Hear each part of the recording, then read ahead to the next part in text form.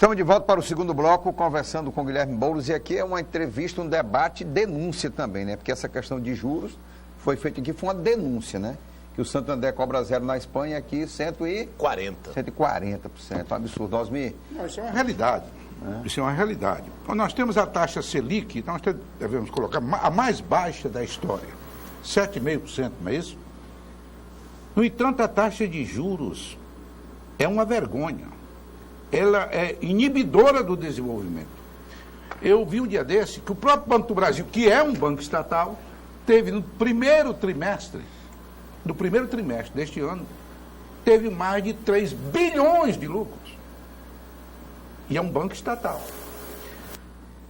O que se acha que nós poderíamos fazer para acabar com essa farra dos bancos ganhando em cima dos que desenvolvem o país? Essa é a questão. E essa é a questão que quem quer dirigir o Brasil e governar o Brasil tem que saber responder e fazer. Nós vamos fazer duas coisas a esse respeito. A primeira é baixar os juros utilizando os bancos públicos. O governo tem essa ferramenta e esse poder. Então, o Banco do Brasil e a Caixa Econômica, eles estão aplicando as mesmas taxas de juros de mercado, vão ter que baixar. E aí, se o Banco do Brasil e a Caixa baixam... Isso, né? A Dilma tentou fazer isso em 2012. Não foi feito. Né? Mas 6 meses depois recuou. Ela chegou a fazer. Mas recuou, não sustentou a política. Né? Então, você reduz a taxa de juros do Banco do Brasil e da Caixa, os bancos privados têm que reduzir também, porque é lei de mercado. Se eles não reduzirem, quem está neles vai migrar todo mundo para o Banco do Brasil e para a Caixa. Então, pela concorrência, eles são forçados a reduzirem, e é o que nós vamos fazer.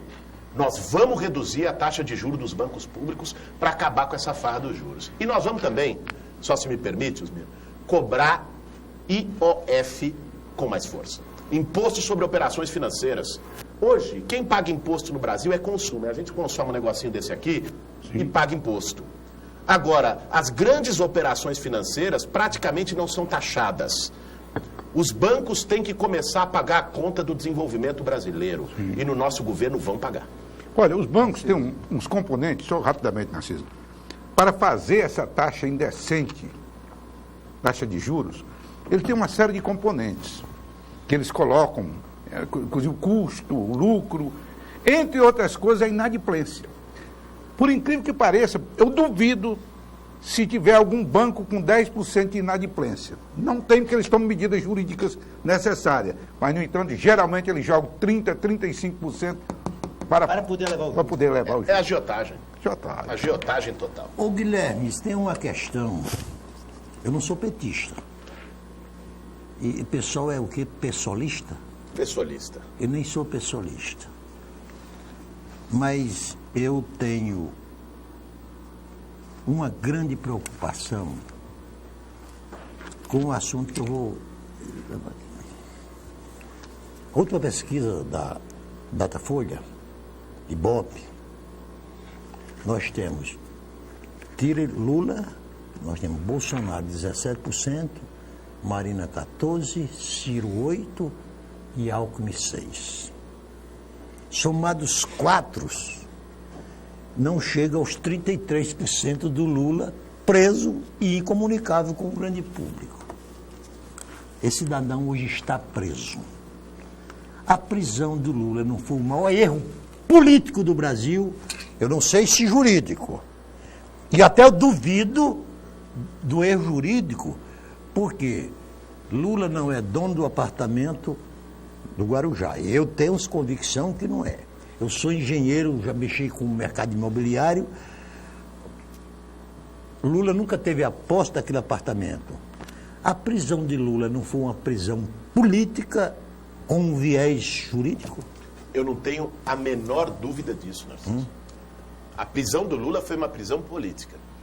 O Lula foi condenado sem nenhuma prova, com o objetivo único de retirar ele das eleições. Isso está muito claro e está cada vez mais claro para todo o povo brasileiro, que o objetivo foi esse. Porque, veja bem, né, não apresentaram um extrato, uma gravação, uma prova material, apresentaram delação. Delação, alguém pode ir lá falar de você que você fez uma coisa, a pessoa tem que provar. Ninguém pode ser punido ou preso sem ter prova concreta e material, não só na palavra. Na dúvida é pro réu, né? Claro, esse é a justiça criminal em qualquer parte do mundo, né? Com amplo direito de defesa. Agora, o que mais me intriga, que no caso do Lula teve punição sem prova. Mas no caso de outros, tem prova e não tem punição. Sérgio Machado, o ex-senador... Tem ali, podemos citar, na verdade, o Sérgio Machado é um caso. Agora nós podemos citar quem está ocupando nesse exato momento a cadeira principal no Palácio do Planalto. Seu Michel Temer. Michel Temer tem gravação dele no porão do Palácio comprando o silêncio do Eduardo Cunha. Tem o braço direito dele carregando uma mala de dinheiro naquela cena ridícula, no meio da calçada, correndo. E o cara está governando o Brasil nesse momento.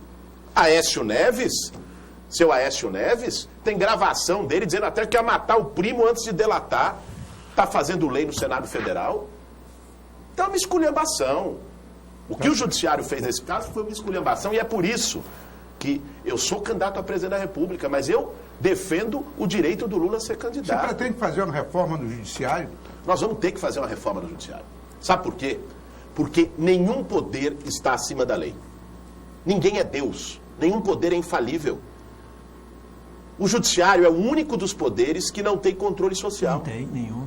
O Executivo e o Legislativo, ainda que de maneira limitada, a cada 4 anos você pode ir lá e falar alguma coisa. E o Judiciário? Quem é que fala? É eles que regulam eles próprios. Nós vamos democratizar o Judiciário nesse país para acabar com essa coisa de que a justiça vale para uns e não vale para outros. Pau que bate em Chico tem que bater em Francisco. Esse deveria ser o princípio do Judiciário brasileiro e não é. Porque a gente sabe que o Judiciário julga pobre de um jeito e julga rico do outro. Julga negro de um jeito e julga branco do outro. E na política está fazendo isso agora também em relação ao Lula. Nós vamos democratizar o Judiciário com controle social, o Conselho Nacional de Justiça no nosso governo, nós vamos apresentar a proposta para que seja democratizado com participação da sociedade. Perfeito, Guilherme. Eu queremos agora discutir um dos principais calos de quem vai assumir a presidência da República. Você sabe que hoje o Brasil, o que sobra para investimento, se pegar o orçamento nacional, valores quase exíguos, né? Os estados estão empobrecidos, os estados brasileiros, falta de uma reforma tributária. E os municípios miseráveis.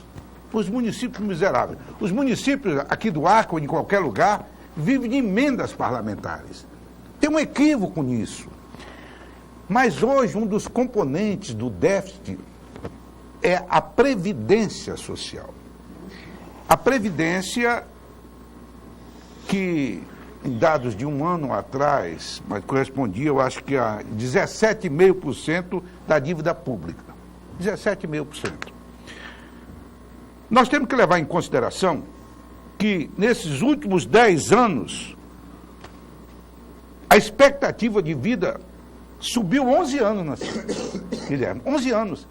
Quer dizer, a nossa expectativa era de 62 anos, há 10 anos atrás. 73. Hoje estamos com 73 anos, a expectativa. Quer dizer, isso é um fato comprometedor da previdência. Como você pretende resolver essa questão previdenciária no Brasil? Olha, Osmir, nós temos que tocar nesse ponto onde tem privilégio e não tocar onde tem direito. O que o Temer tentou fazer? O Temer fez a covardia de querer mexer em aposentadoria de quem trabalhou a vida toda para receber salário mínimo, benefício de prestação continuada, no auxílio-doença, na aposentadoria rural, de quem trabalhou duro no campo e tem uma aposentadoria especial por isso. O nome disso é covardia. E não foi mexer onde tem o vespeiro. E é lá que nós vamos mexer. Nós vamos, em primeiro lugar, cobrar a dívida das grandes empresas que devem para a Previdência Pública no Brasil. Hoje isso dá 450 bilhões de reais. Não cobram. Tem lá, é um negócio impressionante. Na Receita tem 3 instâncias, depois mais 3 instâncias judicial, só paga quem não tem advogado bom. É assim que funciona. É uma esculhambação. Nós vamos acabar com isso, vamos fazer uma reforma desse sistema recursal da Receita Federal e vamos fazer grande empresa pagar imposto. Segundo, nós vamos mexer, Narciso, com os privilégios na cúpula dos poderes. Na cúpula do Executivo, do Legislativo e do Judiciário. Não dá mais para juiz, desembargador, procurador, não é? Receber acima do teto constitucional, ainda receber auxílio moradia tendo casa, auxílio terno, auxílio pão de queijo, auxílio viagem para Miami. Deve ter algum desses. Porque é uma palhaçada que virou. Nós vamos ter que mexer com isso. No país que nós vamos governar, nós não vamos admitir que um deputado ou um procurador ganhe 35 mil reais e um professor 2 mil. Esse não é um país justo. Guilherme, eu gostei muito de você estar aqui hoje, porque você parece que não vai deixar nenhuma resposta calada, não? Eu sou uma das pessoas que não aplaude a Operação Lava Jato. Eu não aplaudo. E não aplaudo porque o seu criador, o juiz Sérgio Moro, disse que a inspiração da Operação Lava Jato é a Operação Mãos Limpas. Então, se ele se inspirou na Operação Mãos Limpas, eu fui estudar direitinho o que foi a Operação Mãos Limpas.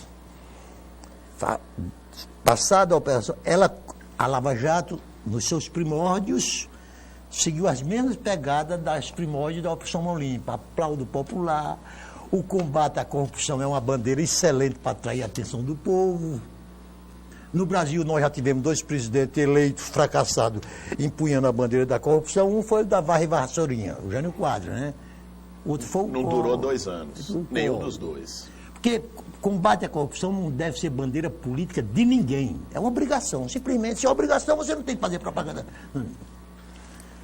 Aí, resultado, a Itália, depois de 20 anos da Operação Mão Limpa, o ato contínuo foi a destituição de toda a estrutura partidária que existia na Itália. Os 3 maiores partidos foram extintos. O que é que a gente pode esperar do final dessa Operação Lava Jato? Vamos lá. A corrupção, Narciso, ela é uma febre. Uma operação como a Lava Jato é de pirona. Não resolve a infecção que gera febre e ainda pode ter efeito colateral. Nós precisamos mexer na infecção. É a causa. A causa da corrupção. A causa da corrupção no Brasil você não combate apenas com uma operação policial, porque você disse bem. A Operação Mãos Limpas na Itália prendeu 30 políticos, acabou com metade dos partidos. E o que veio depois? Acabou a corrupção na Itália? Veio Silvio Berlusconi, um dos governos mais corruptos da história italiana. Populista e corrupto, sem vergonha. Então, o que resolve o combate à corrupção é mexer no sistema, na estrutura. Eu falava aqui agora há pouco. Empresário financiando campanha eleitoral, aí depois controla, fica aquela máfia. Nós temos que mexer aí. É acabar com o financiamento privado de campanha nesse país. E isso está na nossa proposta de reforma política. Nós vamos ter que fazer. Acabar com esse sequestro do Estado pelo grande poder econômico. Acabar com essa palhaçada que é a porta giratória. Pouca gente fala disso quando fala em corrupção. O que é a porta giratória? É pegar um cara, num dia está no banco, Henrique Meirelles, que é meu adversário nessa disputa. Henrique Meirelles, que é responsável por toda essa desgraça que o Temer fez nesses 2 anos, porque era ministro da Fazenda dele. Henrique Meirelles estava no Banco Boston, de repente vira presidente do Banco Central. Aí estava lá, presidente do conselho da JBS, vira ministro da Fazenda. Mas é uma porta giratória, o cara está no setor privado, é a raposa cuidando do galinheiro. Você pega hoje, quem paga um plano de saúde e que tem reajuste todos os dias, né, praticamente. Por quê? Porque a agência que deveria regular isso, a ANS, está comandada pelos donos de plano de saúde que botam os conselheiros lá. Isso é corrupção. Né? É o setor privado botando raposa para cuidar do público. Nós vamos acabar com a porta giratória no Brasil também. Nós vamos acabar com porta giratória. Vamos acabar com o financiamento de campanha. Aí está o mecanismo verdadeiro da corrupção no Brasil. Vamos dar transparência para a gestão do Estado. É inacreditável. Hoje, se você quiser estar na sua casa à noite, se você quiser pedir uma comida, você vai no aplicativo, no celular, a comida chega na sua porta. Se você quiser sair, pedir um táxi, você vai no aplicativo, depois você avalia, você diz se gostou, se não gostou, se quer de novo. As pessoas se relacionam de maneira digital com tudo. Só não se relaciona com o governo. A gente pode pedir, falar com o restaurante, falar com o táxi, não pode falar com a gestão pública. Nós temos que construir uma democracia 5.0 no Brasil, que é uma democracia com participação e transparência, que cada um com seu celular na mão possa saber de todos os negócios do poder público, do dinheiro que entra e do dinheiro que sai e de para onde vai, e que cada obra tenha transparência, que ele veja se atrasou, por que atrasou, quem está levando, quem é a construtora. Nós temos que acabar com essa caixa preta. Isso é enfrentar a corrupção. Isso é enfrentar a corrupção. À vontade, assim. Você tem ideias interessantes. Agora, eu li no jornal uma que me preocupou. Você vai terminar declarando voto a ele, não? Vamos lá, Osmir. Vamos lá. Tem uma que me preocupou, que eu li no jornal. É com relação à questão da Venezuela. Lá não foi dito que você apoiava abertamente a Venezuela, mas que era simpático a um país que há não muito tempo atrás era o país mais rico e modelo de democracia da América do Sul. Eu sei que você pode até argumentar a questão do petróleo, mas não é só isto. 75 em dados que nós temos, 75% da população da Venezuela, em média, perdeu 9 quilos. Houve um emagrecimento pela pobreza extremada. Nós temos uma inflação de 800%. Agora, mais grave do que isto. E você colocou, nós vamos administrar com o povo, ao lado do povo e por ele. Na Venezuela, milhões de venezuelanos, pobres inclusive, estão saindo do seu país. Isso não é preocupante para nós da América do Sul? É preocupante, com certeza, Osmir. A Venezuela vive uma crise política, econômica e uma crise humanitária que é grave. O que eu disse, e talvez seja essa declaração que você se remeteu, é que não dá para ser simplista. Né? É muito fácil dizer, ó, aqui está o santo, aqui está o demônio. Essa é a análise mais fácil que tem que fazer. E normalmente é a análise errada. Pega a Venezuela. O que aconteceu com aquele país? A Venezuela tem um problema grave que 97% de todas as suas exportações são petróleo e derivado do petróleo. Esse é um problema real. Né? E foi um erro do governo não ter, no momento que o petróleo estava na alta, diversificado o parque produtivo, para permitir ao país produzir alimento de forma soberana, ter uma indústria própria que não dependa apenas do petróleo. Não fez isso. O petróleo, em 2008, antes da crise, estava a 110, 120 dólares o barril. Logo depois da crise, o petróleo caiu, aí depois de 2013, 14, para 30 dólares o barril. Imagine o país que depende de tudo para o petróleo e perder 3/4 das suas riquezas. Não tem um que não vá à falência. Você podia botar o Papa Francisco para ser presidente da Venezuela. Não ia resolver. Então, tem um problema econômico grave que gerou a crise. E que impediu, na medida em que você não tem soberania, se você não produz tudo, você precisa importar. Para importar, você importa em dólar. O dólar só chegava vendendo petróleo. Mas isso justificaria a falta de liberdade? Não, eu estou falando primeiro do problema econômico que você mencionou, que as pessoas estão saindo de lá por conta disso. Né? Eu estive em Roraima esses dias, em Boa Vista, e acompanhei os campos de imigração das pessoas que estão lá, os abrigos, conversei e vi a gravidade da situação. Né? Agora, existe um problema político também na Venezuela? Existe. Da parte do governo e da parte da oposição. Sabe o que um general da oposição fez outro dia? Pegou um helicóptero e bombardeou a Suprema Corte. O que você vai dizer num cidadão desse? Ele é correto? Eu vi outro dia imagem da Venezuela de um cara que era adepto do governo, pegaram ele e queimaram no meio da rua, uma milícia da oposição. Então, não dá pra gente ser simplista. Né? Então, a Venezuela tem que ser tratada com a complexidade que tem. O que não dá para admitir é os Estados Unidos, que quer meter o bedelho, que acha que aqui a América do Sul é quintal deles. E o Temer, na verdade, reforça isso, porque o Temer é submisso. O Brasil é um líder regional. O Temer não lidera nem o país, quanto menos a região. se submete aos Estados Unidos. Os Estados Unidos têm o péssimo hábito de todo governo que ele não concorda, ele chama de ditadura. Tem que parar com isso. O Trump foi eleito como lá? Tem questionamento da eleição do Trump até hoje, aquela história da Cambridge Analytica, de manipulação de rede, dos russos se envolvendo para eleger o cara, e ninguém fala nesse assunto. É fácil falar do quintal dos outros. Agora, o debate sobre a Venezuela precisa ser feito como um debate regional. Eu não sou candidato a presidente da Venezuela, eu sou candidato a presidente do Brasil. E nessa eleição nós temos que debater os grandes temas nacionais. Vamos para o intervalo. Voltamos já para o terceiro e último bloco. E aí eu quero já deixar uma pergunta no ar. Como irão se comportar, ou como irá se comportar a esquerda brasileira nas suas mais variadas vertentes nesse processo eleitoral? Depois do intervalo.